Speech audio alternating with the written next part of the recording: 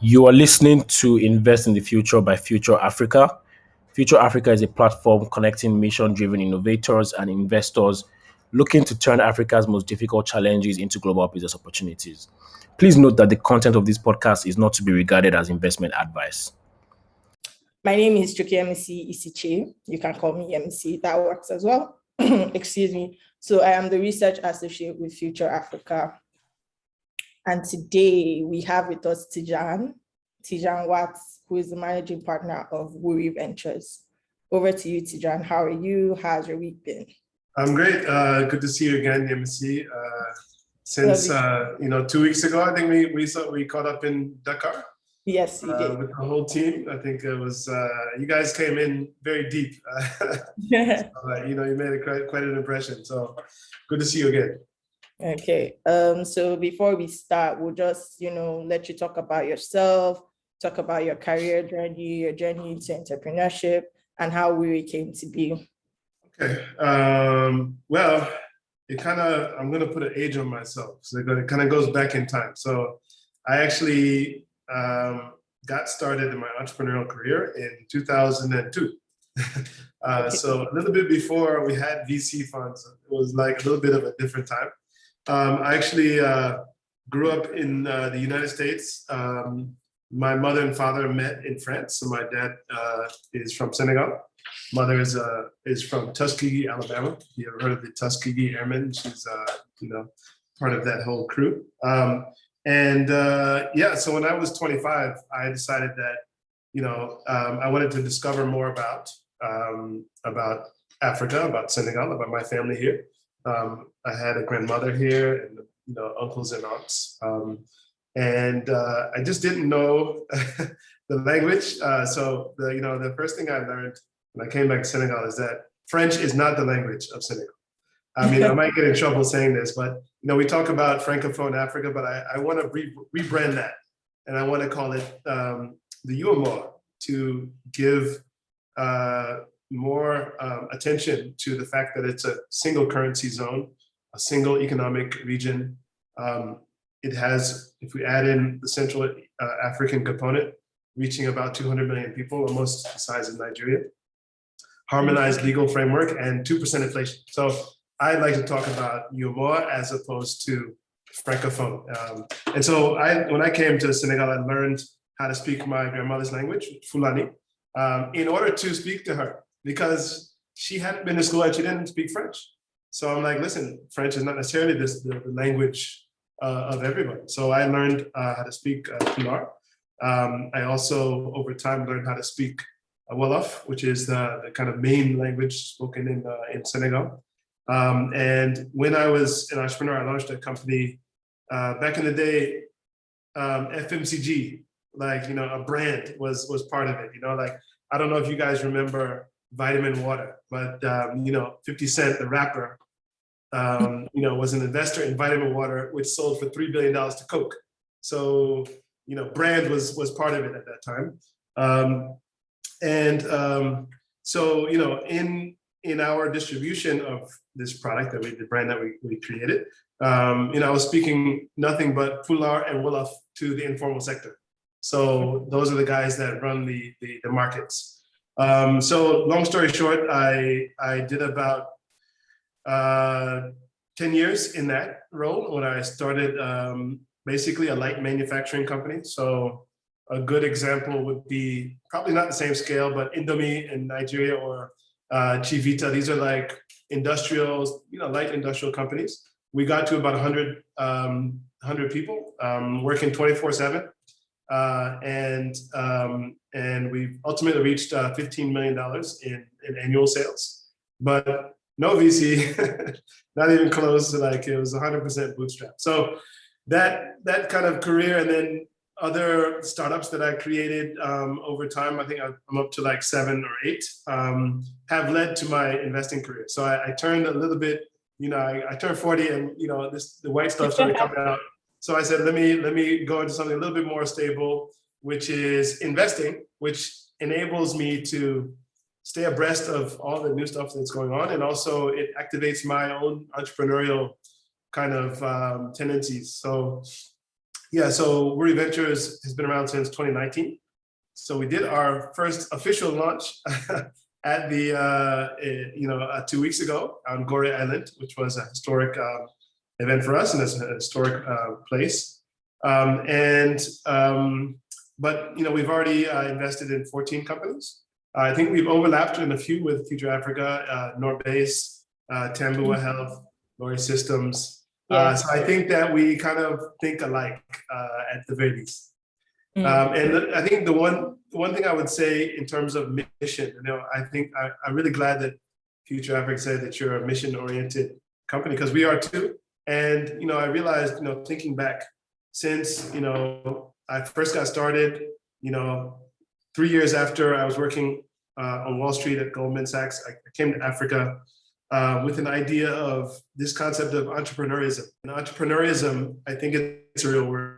Have the ability to make positive change in your own society and to create economic opportunity for yourself. And I think in Africa, that's something that all of them have access to. We don't have to sit around and wait for governments, and we don't have to wait for multilateral institutions to create change that we need. We can do it ourselves. So I think your mission echoes a lot our mission as well. Definitely, I definitely agree with that. So how do you think your experience as a founder feeds into your role as an investor? Because like they always say, the best founders make the best funders, because they understand. Well, I don't know. There's some debate on that, but I definitely would have to agree since I was a founder. I just wrote a blog post. So I like to blog, so this is a little plug for my blog, tijanwatt.com, or else our website, wuri.vc. Basically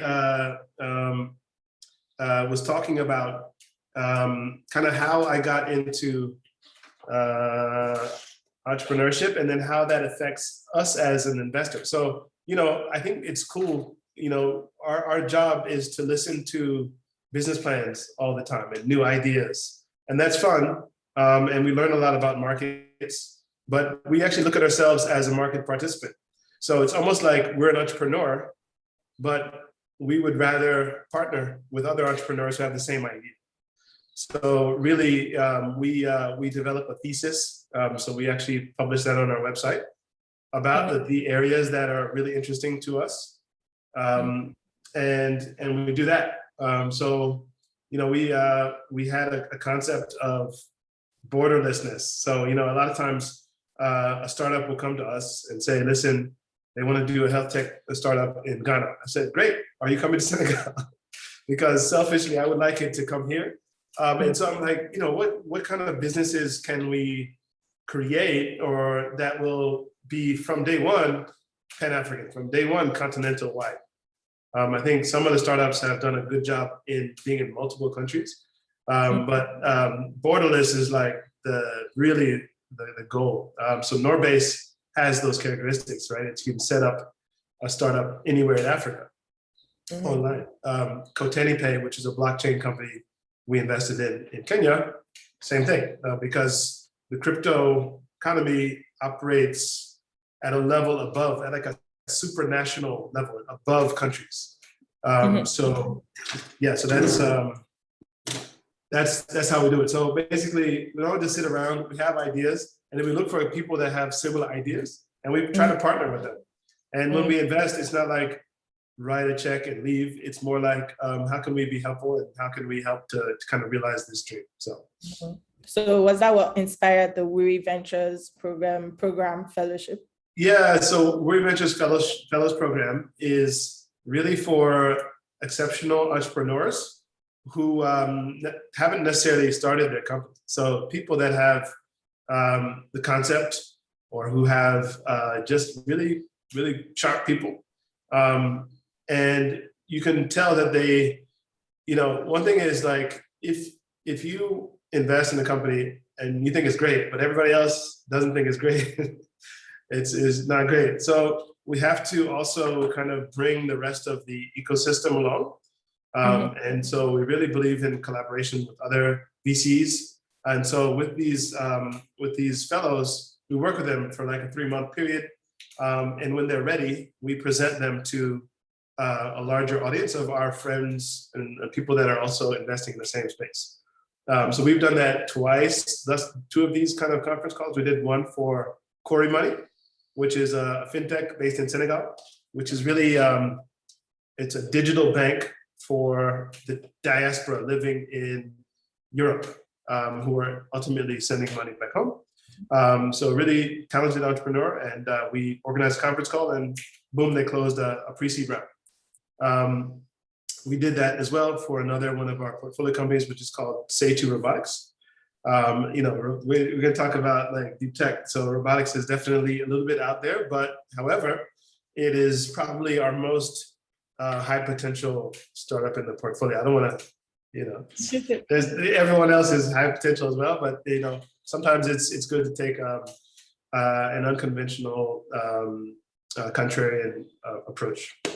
So I'm going to segue a bit now into investing in Francophone Africa, because we've been seeing, oh, Francophone Africa has a lot of potential, but then they keep getting less investment than everyone else. So why do you think that is?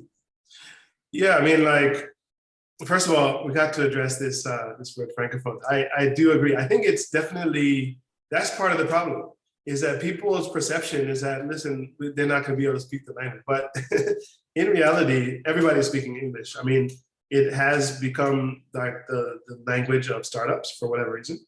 I would say that, you know, of the hundreds of startups we've spoken to across Africa and, you know, also in Senegal and Cote d'Ivoire, we've only had like 2 or 3 meetings in French. So people are able to speak English.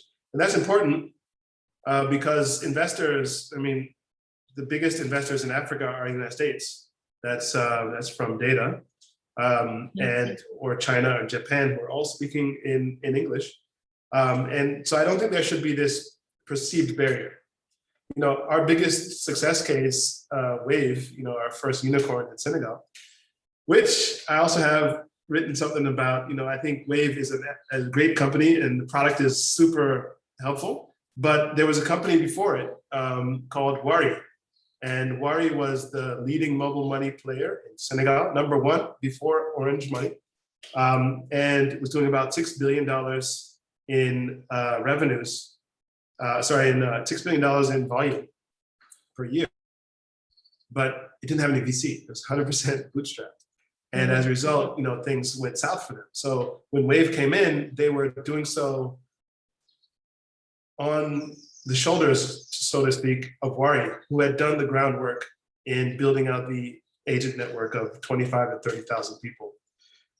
So I think the first thing is, let's rebrand it. I'm gonna take the lead on that. I like to call it the UMOA, which is an economic and monetary union of West African states. That's what that means. Yeah.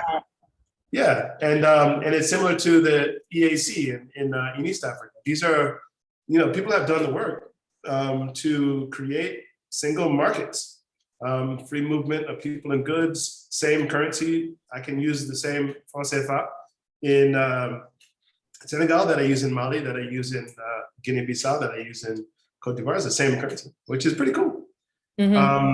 And also, I mean, one thing I like to, I mean, there's a debate about the currency itself, but what's important is it has a central bank that does not respond to political pressure. So it's a central bank for all of the 8 different countries. And so if one president wants to print money, it's not going to happen. They're going to keep their discipline, which I think is important and it should be recognized. So the point is, you know, everybody can come to Senegal, everybody can come to anywhere. We speak whatever language you like to speak. And, you know, I think the more liquidity you have in the market, the better the companies do. You know, if a company is struggling to raise capital because the only game in town are the ones that are the French investors, that creates a disservice to the startups in Senegal or in Mali or in wherever.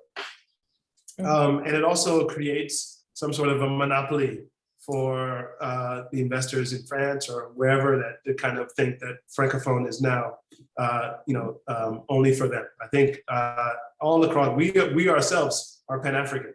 We don't only focus on countries in this companies in this zone. We look at the whole continent because they're great companies can come from everywhere,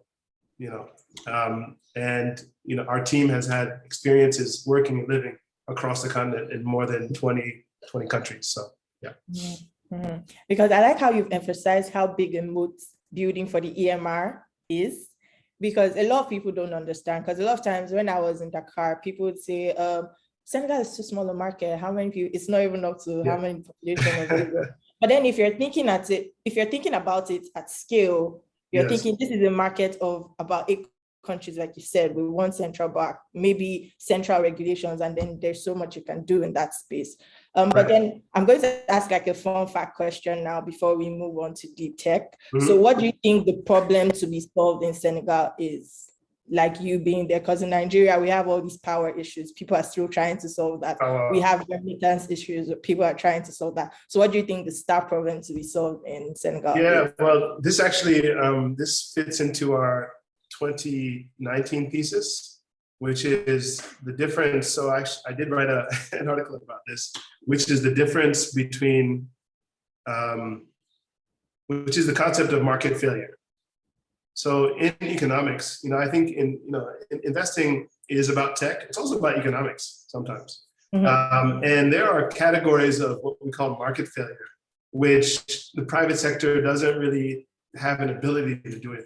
So the best example of that is obviously roads, right? So you have some of the really nice neighborhoods in Dakar and in Lekki or whatever, Ikoyi. They have terrible roads. So it's not about it's not about the wealth or poverty. Mm-hmm. People say Africa is a poor continent, but it's not about that. It's about, these are public goods which cannot be financed by the private sector. No one has an individual incentive. I don't care if I'm, the richest man in Senegal, I'm not going to build the road for everybody on the street. Right. This is a collective action problem. And I think in Senegal, which is the role of the government, quite frankly. It's the government that needs to step up and do their job in some states. However, that's also where technology can play a role. So, if you think about fintech, people think fintech is about money. It's not about money. It's really about information gaps. So I don't know you, I can't send you the money, I can't give you a loan. There's information kind of gaps, which is also a classic market failure. So the fintechs which have solved that information gap have enabled, and identity is something that the government should have provided, but the fintechs have stepped into that gap.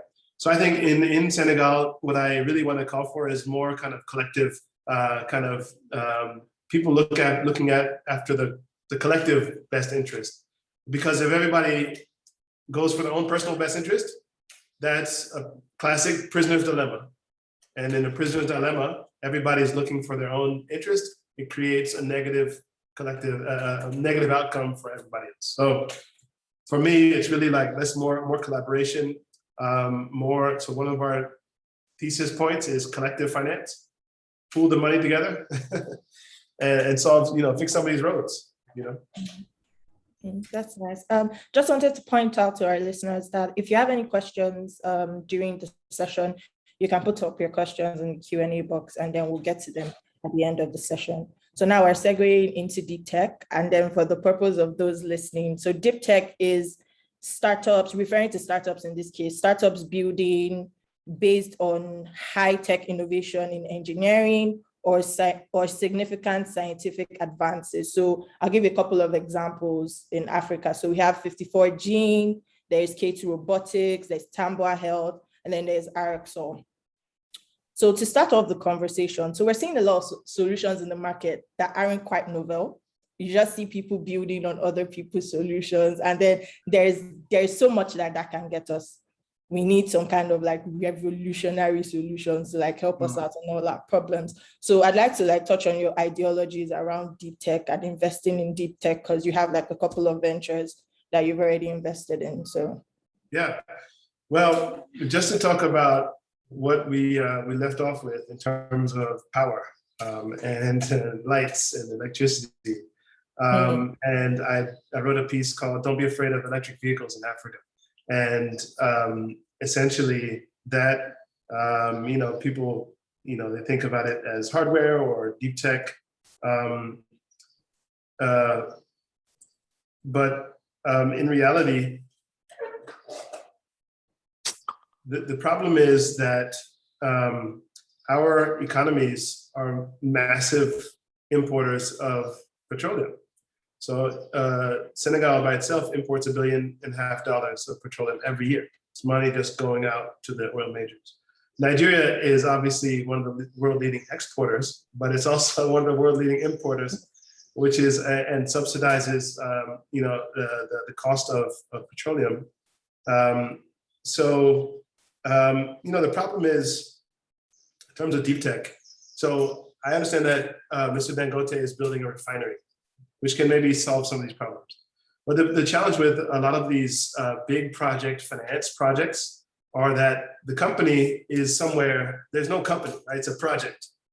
So let's say, I don't know, a big company, the World Bank invests $100 million to do a new project.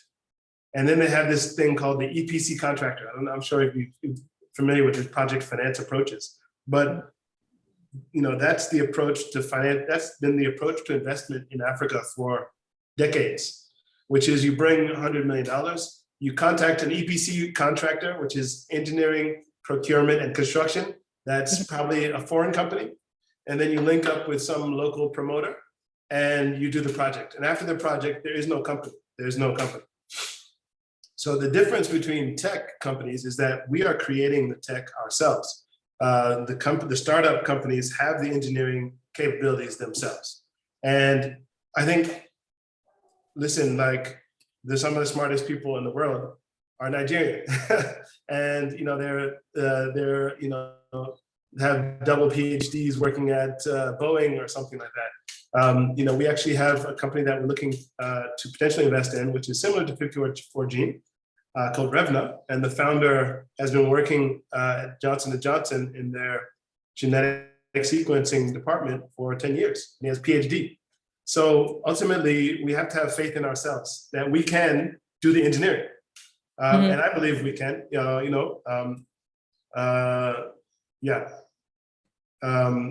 tell a personal story. So I do have a nephew.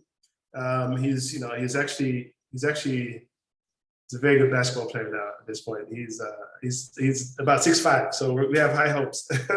But in his, when he was younger, when he was 10 or 11, he said, "Oh, I'm not good at math." And I said, "Okay, a lot of people feel that they're not strong in math, but you, young man, your grandfather had a PhD in math. So my father had a PhD in math. I was a math major." I said, bro, you can't accept that in your heart that you're just not good at it. Some people have, differing skills, but I do believe that we have world-class intellects in Africa, and a lot of times it's the capital that's the entrepreneurial capital. The traditional capital has been, we don't care if you have technical capabilities. We're going to work with a US company to do the technical part. We're going to find a technical partner. That's the old way of doing it. So I think the new way of business is through VC. I think that's what's unlocking it. Yeah, but building these companies that use deep tech take a while. So I was reading somewhere, and then I read that RXO, it took them at least a decade to do the ground research into their device. So for those of us that don't know, RXO is a company that manufactures devices that help to check the authenticity of drugs. So it took them a couple of years to do the groundwork to actually get that product. And during that time, because typically the kind of funding that goes into deep tech projects probably come from endowment funds from big universities, from grants, or the Bill and Melinda Gates Foundation. So do we think that venture capital is the right kind of capital to fund these projects, and especially at early stage? So, I think there's a category. So these days, as I've been looking at startups, I ask, what's the technology that they're applying? And a lot of times, a lot of the startups anywhere in the world, they're really just applying computer science. That's the technology, right? They're applying information technology, which is data sets and communications protocols. And really what they're doing is they're building on top of a standard. So the way I think about it is that in the world of tech, that could be in any type of technology, there emerge these kind of standard, these technology standards. So let me give you an example. In blockchain, so blockchain, we can kind of agree it's different from the internet. It's like a different kind of, internet is HTTP protocols. And the internet, the blockchain, it has all kinds of different protocols. And, the hottest thing right now is NFTs. But what NFT is really just the ERC 721 standard, which is an agreed standard on the open source Ethereum protocol. And there's a story, like the first ever NFTs was a thing called CryptoKitties, which is selling cats, right? But they were building on that standard. So whenever you have kind of like a new technology standard that usually it's open source, think about Linux. Linux is an open source platform. Then you can build upon that standard, and you're not really like developing the technology. You're just getting into an area of technology that hasn't yet blown up. So let me take you one example. So we have a robotics startup in our portfolio as well. It's called Setu. Shout out to CD now. He's the founder and Abdullah. So we invested actually pre-incorporation. So this is an example of kind of a company that we accompanied since before incorporation. Abdullah, he worked at Accenture Labs, and he was working on like really advanced technologies in blockchain and robotics and stuff like that. And CD did his postdoc, his PhD from RPI and postdoc at MIT. And they have come back, both of them, to Senegal to launch this robotics company, which does basically, I'll tell you more about it, but essentially that robotics platform is built upon a thing called ROS. And ROS means Robot Operating System. And it's open source platform, which makes it easy to do robotics, meaning basically it coordinates all the nodes in a robot. So the sensors, the motors, the actuators, whatever, the video streams, the cameras, coordinates it into a platform, and then you can build applications on top of that. So when I think about investing in deep tech, it's like, what is the standard that has emerged? What are the new standards that are emerging in technology? And is this company building on that type of standard, as opposed to just creating raw science? Raw science, that takes 20 years, right? But building on top of standards, that's something that when companies do it, they're the first ones there. They could become the CryptoKitties of whatever that is, right? If you're the first one to use ROS, you can be the CryptoKitties of robotic operating system. Yeah, and for these deep tech companies, another thing that like may affect their building for Africa, and not just building in Africa, because then that's two different things. Because we have all these failing infrastructure, like you mentioned, there's bad roads. So where are electric vehicles and bikes gonna go? There's, we have all these infrastructural problems. Yeah. So what do you think their chances of survival are building for Africa? I think it's a great chance of survival. So, in the case that, infrastructures, I think we should give credit where it's due. Africa has seen $1 trillion in investment in basic infrastructure in the past 10 years, of which 200 billion is telecoms investment. So the tech industry is standing on the shoulders of that investment, $1 trillion, which is positive. But in the cases where the infrastructure is not quite there, these also become opportunities for startups. So one of the other companies that we're incubating in the electric vehicle space is called SolarBox. And SolarBox, what that does is basically it's a shipping container that opens like the wings open like a satellite, which enable more kind of surface area for solar. And so one of these solar boxes can generate about 6 kilowatt of energy, which is enough to power 4 or 5 three-wheelers. And so we are partnering. So this is a company that we actually built. We're hiring teams, and we have a team of engineers that we got from a university in Senegal, who are building the technologies. And essentially this, renewable energy charging station means we're totally independent from the electrical grid and from petroleum grid. Like that really fascinates me. We don't really care if there's a gas station. And these electric vehicles, when they are attached to that charging station, the charging station is an infrastructure. So in this case, we're kind of like creating, packetizing infrastructure and the service module together. And we're partnering with distribution companies. So like, we'll talk to FMCG companies, delivery companies, and so forth, to deliver these electric vehicles. Because quite frankly, electric vehicles are 60 to 60% cheaper than regular vehicles. So when I got my start selling, packets of sugar that cost like 3 cents, I know that cost is important.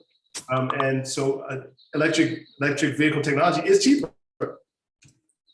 So I think it's doable. I don't think it's not pie in the sky. We're not doing it necessarily for climate change, or we're not doing it for pollution, which pollution is worse. So the WHO has said that pollution killed 10 million people last year, which is worse than COVID. But we're not doing it for that. We're doing it because it makes sense. So that's probably, yeah. So I'm segueing back now into investing in these kind of companies. And then the first rule of thumb they teach you in accounting school, in investment school, is you don't invest in what you don't understand.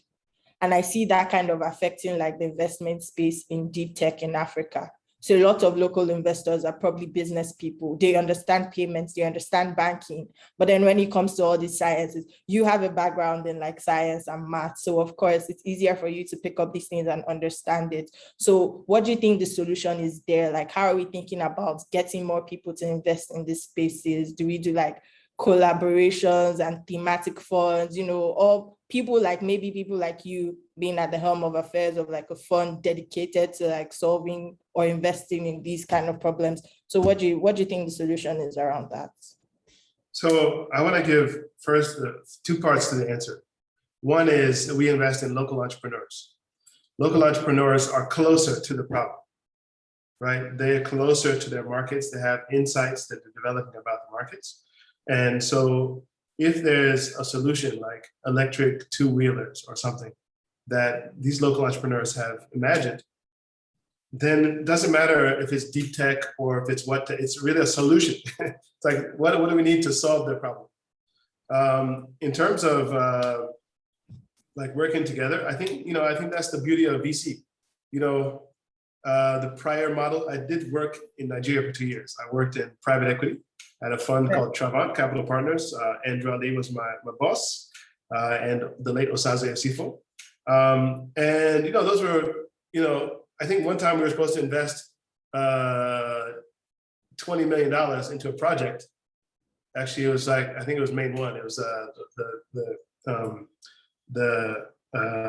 fiber optic cable connecting Nigeria with high-speed internet. And unfortunately, we only could invest 10 million, and we got mad because we could only invest $10 million into this opportunity. But in that model, the PE model, they don't have much ability to absorb failure. So their model is very intolerant to risk, which means if one of those deals goes bad, let's say it's a cement factory or it's a shopping mall or whatever, one of those deals goes bad, their whole thing is messed up. So they can't take risk.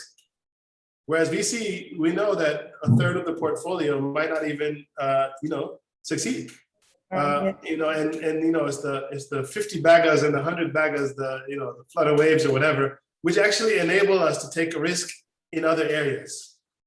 For me, that venture capital model enables us to invest in areas that might seem risky, that might seem like, it's too hard for African or whatever.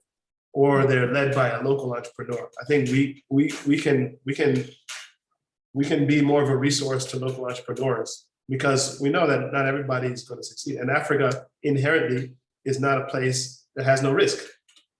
So I think that the VC model enables us to go for it. We should go for it. And we can collaborate, syndicate, and go for it. What do you think about that? Yeah, that makes sense. Collaboration is always a winner for me because no one fund can fund everything and you don't know everything. So it's always good to look on others. Yeah. So now sorry not to cut you off, but that mindset is not one that's widely shared around Africa. So especially in the places that, formerly known as Francophone places, they don't have very much openness to a lot of different investors. So sometimes they want to keep the investors 2 or 3 investors. Whereas I've seen that the Nigerians do have a willingness to open, which means that you have so many more people that can help. And, if you have, 10 or 15 investors, you're just dividing the risk. Yeah. So I think that that's something that we can learn from the Nigerian model for sure. Makes a lot of sense. So going back to the solutions now, because deep tech solutions are often high cost, you've invested a lot of money into the research, and most of the time it ends up producing like high cost solutions as well.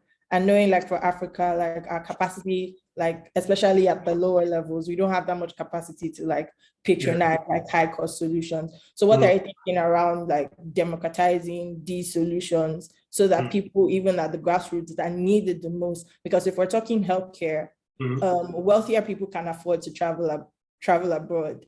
But then there's people within the nation that need access to these things, but then they can't because they cannot afford it. So what's the business plan around that? Well, I feel like this is like a built-in plug for Tambua Health, we both invested in. So Tambua, I just caught up with the founder, Louis, this week. And they have developed ultra low cost ultrasound device. So basically, a wand that, you rub on your body and can see inside the body. And this is like revolutionary. So, if you are pregnant and you want to observe, the health of your baby, you need an ultrasound. If you have cardiac issues, you need to visualize the heart. He actually said that the most popular use case for the ultrasound is actually gender reveal. So, sorry, what? I didn't get that. There's the most popular use case for the ultrasounds is gender reveal. Boy or girl. Okay. So not like, okay, it can save your life, but it's gender reveal or whatever. And I think they can even see the face of the baby, which is really cool. I think he'd be okay me sharing with you that. But and then they've innovated around the cost. So right now, they don't charge. First of all, the device is so much cheaper than a typical hospital device that costs $100,000. This one costs $2,000 essentially. But they do it pay as you go.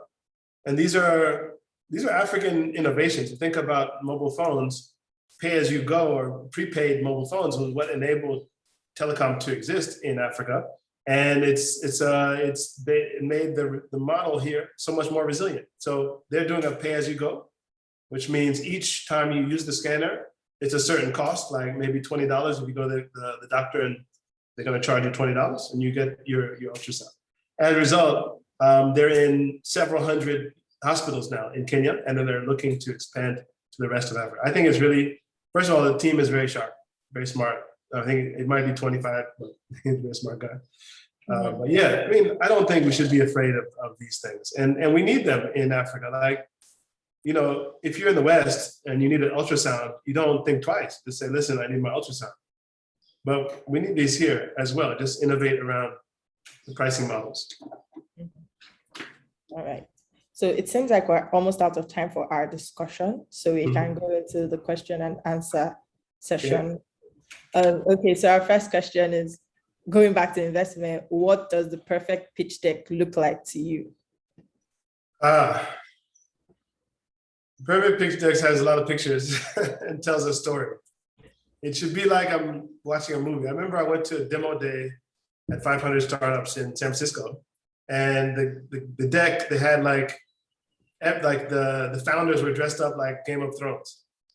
Of the whole 200 pitch decks, that's the only one I remember. So like, keep it fun and, yeah. Okay. So another one about investment. With Wuri, how do founders approach you for investment consideration? So I think usually they can reach out to me on LinkedIn. I think we don't necessarily have like an intake form. I feel like that's a place where, startups, is like a direct conduit to the trash bin or something. Like in VC, it's never been about the intake form. So it's really about kind of direct networks. And I think you can reach out to me on Instagram or anyone on the team. We're building our team at Wuri as well. And yeah, I'm just take it from there. And like, it's not always, we can't invest in everything. Like we're going to invest in maximum 12 companies this year, which means that the hundreds of other companies, they have to find other people. I got this advice from Shola from I met in 2016. And he said that after the Y Combinator, he had 40 in one day, 40 meetings with investors. And he came away with like 5, or 5 or 6, which is great. So you have to be willing to like knock on a lot of doors. Not everybody is like, focused on that sector or whatever. But just don't, just keep it moving. Mm-hmm. Yeah. Okay. Oh, Lamin has an interesting question. So he says, in the case of Wuri, why is self-bootstrapping a company without venture capital a reason for failure? This is an important question. I think in places like in Senegal, where you don't have VC, you have to bootstrap. So what happens is they start developing dozens of different revenue channels, right? You spread very broad. And it's not a sign of a bad entrepreneur to have 5, 6, 7 different business revenue channels. It's a sign of a good entrepreneur because they need to keep the lights on. But it's an artifact of the dearth of capital in some parts of our continent. And when you do have capital, then you can be a little bit more focused. And if you're investing kind of the big tent style with a lot of different investors, that actually represents a lot of potential capital into your future rounds. So when you bootstrap it, when things get tough, you either have to develop a new business line or whatever, or you run the risk of not paying your salaries. So I think, hats off to the entrepreneurs who have bootstrapped or paying their salaries every month. That's a big deal. That's the livelihoods of people that are working for you. But let's bring some more capital so we can support these entrepreneurs. Okay. So we have like about 2-3 people have asked this, and I was going to ask you at the end, but we can just take it now. So can you please share your thoughts on the chatter about a potential economic downturn and how it could affect the startups in Africa? Yeah, well, I spoke to this. I mean, a couple of our portfolio founders reached out to me and asked about this. I said, we're not there yet. Like, listen, we're solving problems that exist. And so we don't really care about the capital markets.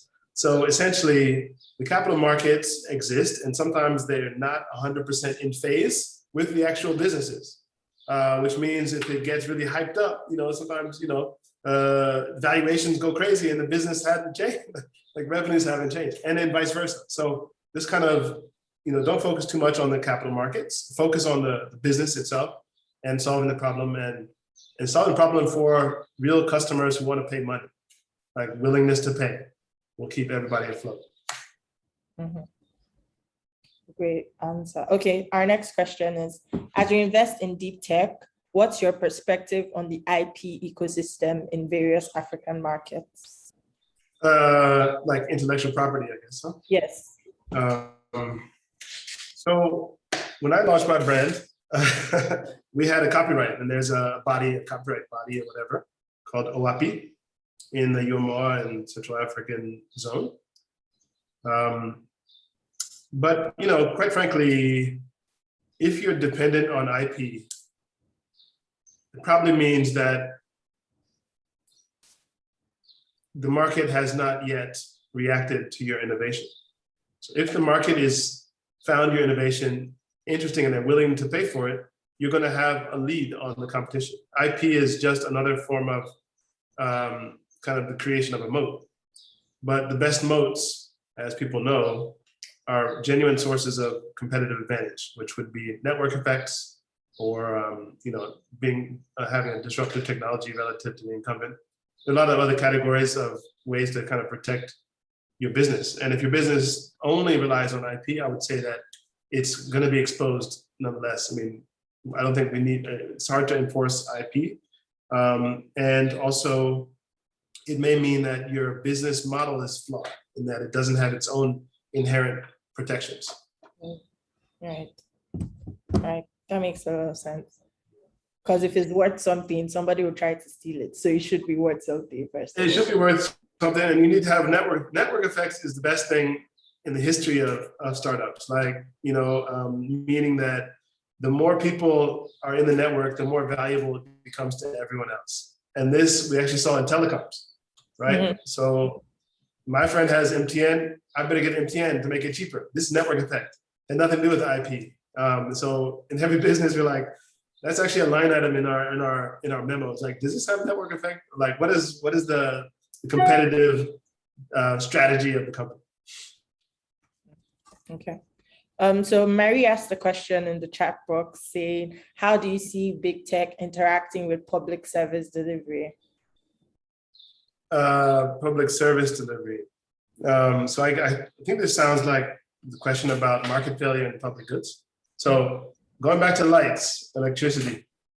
So here's the problem. So the government says that we don't want the lights to be too expensive, so we're gonna fix the price to the end consumer of electricity. And then meanwhile, you have a war which causes the price of oil to skyrocket. And so basically, you're asking the electric company to operate at a loss. They cut the lights. That's what happens.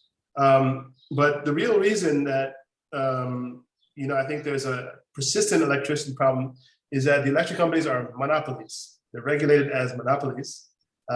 Even in Senegal, you don't have the right. I don't have the right to set up a solar station and sell that to people. I can do it for my own use, but I can't sell it because there's a legal monopoly. And that's the case also in Nigeria on distribution and also production. Not production, but actually in distribution of the electricity. So the energy businesses that have worked in East Africa, across Africa, so you think about Mkopa, which are the solar panels on somebody's small house, or Zola, which off-grid electric, or PEG Africa, or VBox, which have collectively raised more than $1 billion. Those things work because they're not subject to the monopoly rules, because the monopoly rules are for the cities, and the rural applications, they don't have monopoly. So basically the problem is the monopoly. And so breaking the monopoly in some way is what enables the market to function. Monopolies, they don't have competition. So why would they try? Why would they invest? Why would they, lose some money? They don't do that, right? So you need competition. And so it's in areas where you see that there's a monopoly, just know that the delivery of that public service may have some issues. Mm-hmm. Marie in the comment box also asks about how I work for IFC, and I would like your opinion on how international financial institutions can support startups. I'm going to assume that this is aside funding, because I know that the IFC puts in some money into some funds and into some companies directly, but yeah. So Marie, you have to invest in our fund. Like, back in the day, in the times of private equity. So my first job out of business school was at private equity in Nigeria. And the CDC, which is BFI, invested 50 million in a first-time fund manager. But the LP community in Africa these days don't necessarily have a policy of supporting first-time fund managers, even though the head of the fund investing at IFC, Nicolas Bikari, at the event 2 weeks ago, said that their highest performing fund of all time, across 300 funds, was Africa Capital Alliance in Nigeria, which returned 17x the fund. And that was a private equity fund. And that was because they had access to MTN. They were invested in MTN. So there's a new emerging technology that they took advantage of. And that's the best fund of all time.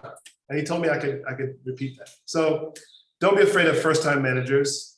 first-time managers, first-time VC funds. We're close to the action. We're committed.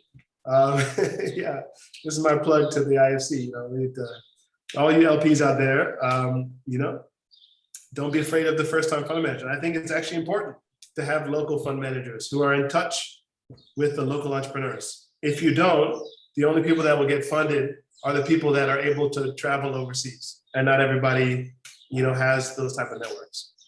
Mhm. Okay, so there's more questions about Wuri. I do think you touched on it during the session since you invested in K2 Robotics pre-incorporation, but then someone is asking if you invest in idea stage startups. So that would probably fall under the Fellows program. So we will work with the founder and see it. First of all, the idea has to be good. The founding team has to be excellent. And it also has to kind of overlap with our own existing thesis. So if it's something that we already wanted to do. So one thing, I'll give you an example. So I've been approached by a few, people from the creative economy, right? So either music people or there's actually a guy, interesting story. He was the director. When I had my FMCG company, he directed my commercials that I did on TV. And now he's emerged into a big kind of like Senegal, I don't know, it's not Nollywood, but it's a Senegal version of Hollywood. So he has a series on TV and he put it on YouTube and he said, listen, if you want to support us, send us 100 francs on Wave. And they were like getting thousands of people sending money just for free. So now he wants to make that an actual product where it's kind of like pay for consumption. So 100 francs is something like 10 naira. So if you want to watch a show, you pay 10 naira. So I said, listen, this is probably an NFT, some type of application. So we're currently looking for partners to help us with that, to create that company, because the creative economy right now, the business model is free, and that's not necessarily a business model that works in Africa. So paying 10 naira or like 100 francs, I think that's within the budgets of the mass market. So that type of stuff, if it's something that we'd like to do anyway, I think we definitely invite partnering with people. Mm-hmm. There's a couple of questions about valuation and how to go about valuating a company in early stage, that's pre-seed. So yeah. There's a question on fintech and there's a question on logistics. Yeah, I think first of all, this maybe I don't know if this is for the public discourse, but my Senegalese entrepreneurs, I say, listen, you're not Nigeria, give a discount. Give a Senegal discount. It's not a problem. It's fine, right? So, but I think in the early days, the valuation is a little bit more art than science. It's really about, do we have a pathway across the seed, Series A, Series B, to to funding where the entrepreneur still is incentivized. So if you're an investor and you say, listen, the valuation is too high, let's make it really low, and the entrepreneur ends up with a very small ownership stake, and then they leave, guess what? The business is gone. So I've seen that actually a couple of times. That there was a company that we almost invested in at a seed level, and the founder only had 14%. I said, you just killed that company. I hope they won't get killed. I think they're rebalancing, so they're giving some founder options to get them up. But the valuation is in order not to destroy the motivation of the founder. So, if VC is about the upside, what we really care is that valuation today going to grow? It's not what the valuation is, but is it going to grow in the future? Right. Okay, so we have one final question from the audience about how investment companies and big corporates aren't interested in investing in small enterprises. They're asking why that is. Seems like it's like corporate venture. Why they're not interested in investing? Yes, why big investment companies and corporates are interested in investing in small enterprises. Like, to be honest with you, in Africa, the big corporations are telcos and banks, and maybe insurance companies. And what these companies run the risk is just ending up being a license holder. The banks, in some cases, they're regulated by the central bank, but they're being disrupted by fintechs. And if they continue to have the attitude where they can just sit downtown and just, chill, they're going to end up just being the holder of the license. And we're seeing this in insurance as well. Insurance is a business that you really need data, you really need tech. There are a couple of companies that we're looking at in Nigeria as well, and in Senegal as well. But if the insurance companies don't want to move, they're just going to end up being disrupted by the tech companies. And they're just going to be partnering and just holding the license. So quite frankly, telcos also should have been more active in their role in the tech industry.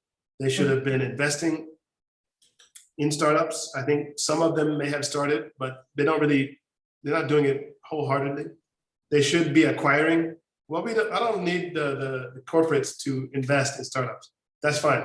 I need them to acquire, right? Make that acquisition. And that the exit, the biggest question that LPs have for VCs is there going to be an exit? And so the corporations, they can buy some companies, some startups out. That provides that liquidity and that provides that continuity for investors. I think that's what corporates should be doing. The example of Wave Telecom, they had the chance to buy Wave, Orange did, and they didn't. And guess what? It's too late, and they're a major competitor now. So before your startups grow to be major competitors to you, maybe think about buying them. Yes.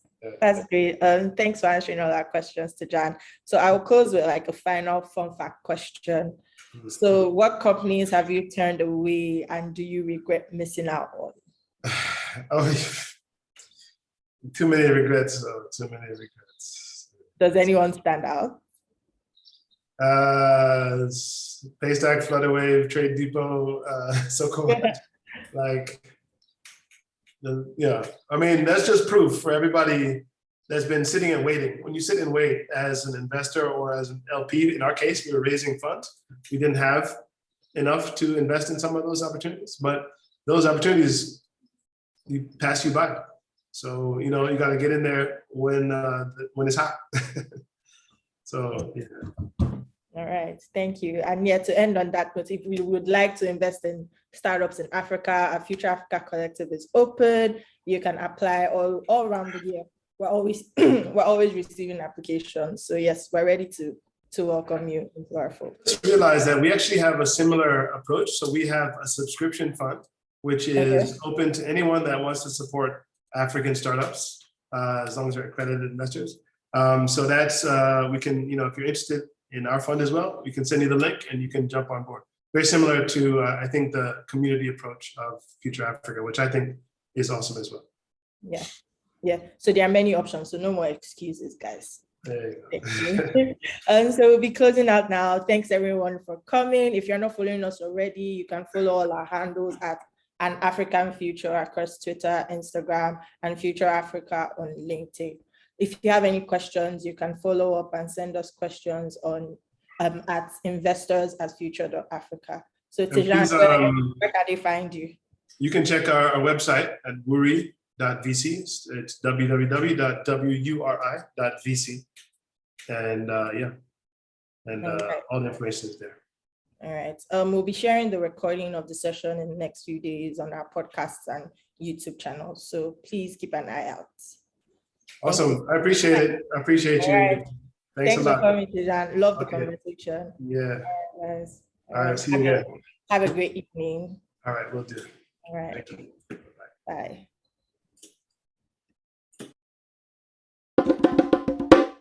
Thank you for listening to that Invest in the Future episode. Please follow us on social media. Our handle is at An African Future on all platforms.